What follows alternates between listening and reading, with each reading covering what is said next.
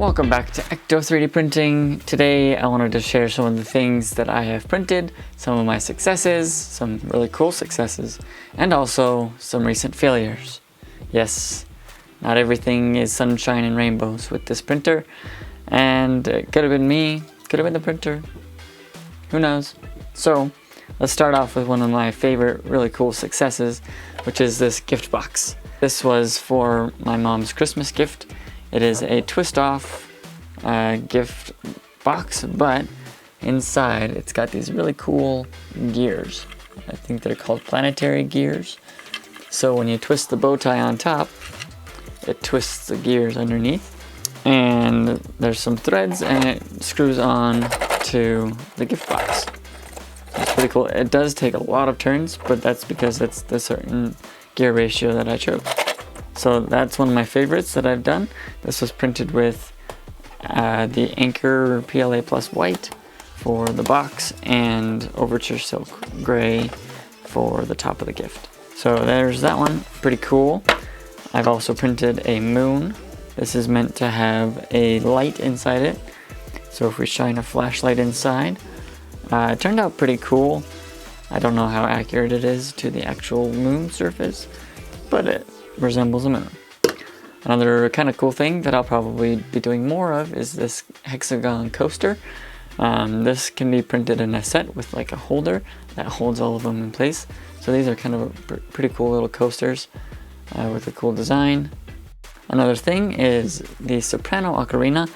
I've shown the big boy, the normal ocarina, but this one's the Soprano 12-hole ocarina. And it is probably 2 octaves higher than this one, and sometimes it hurts your ears.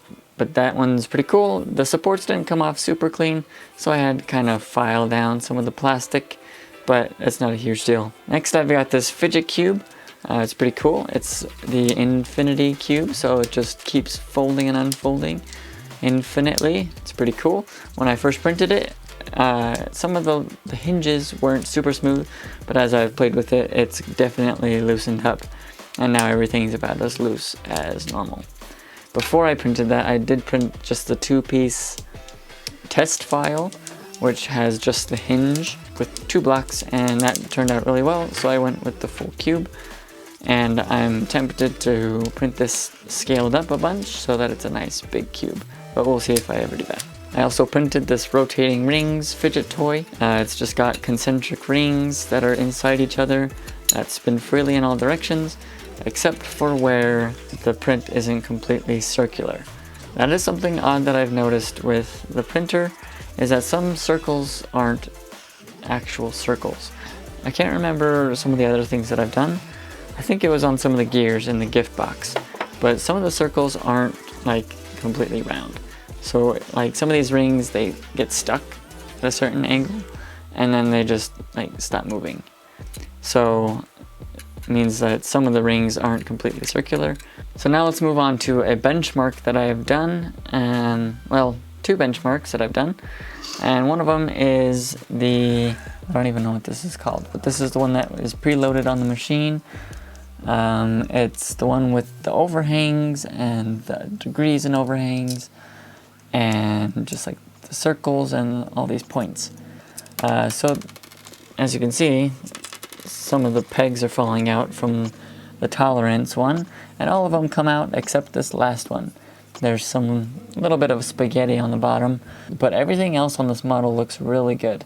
But all of the overhangs look really nice. The points are pretty good except for fuzzy stringing that went on in these pillars, but that is the Anchor Make filament. I'm not a huge fan of the Anchor PLA Plus, so I don't think I'll be buying any more because it's also expensive from them, and it strings more than the other ones that I have been using.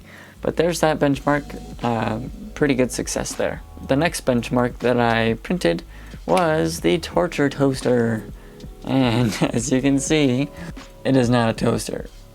Something happened.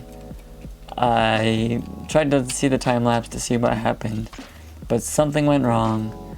It didn't come off the plate, but something got snagged, and I think the belt gears or motors jumped, so it like the print head shifted and was printing over here, and it just kept printing completely offset from the actual position. And it actually did that twice, because there's 2 slips that happened here, and then it's just all over the place.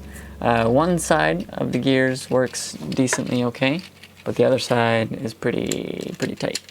Not sure why one side's better than the other, but the doors work. That's about it.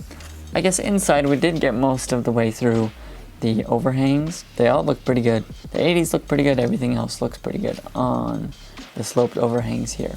But on the other side, the tolerance pegs did not go well. Like, none of them move. And I saw the same thing happen to the print house with his anchor make.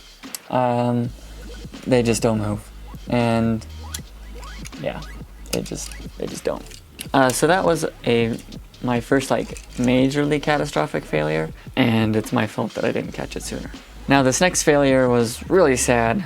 I was working through the silk gray Mandalorian model because I liked the silk copper one, the big one that I did for a gift.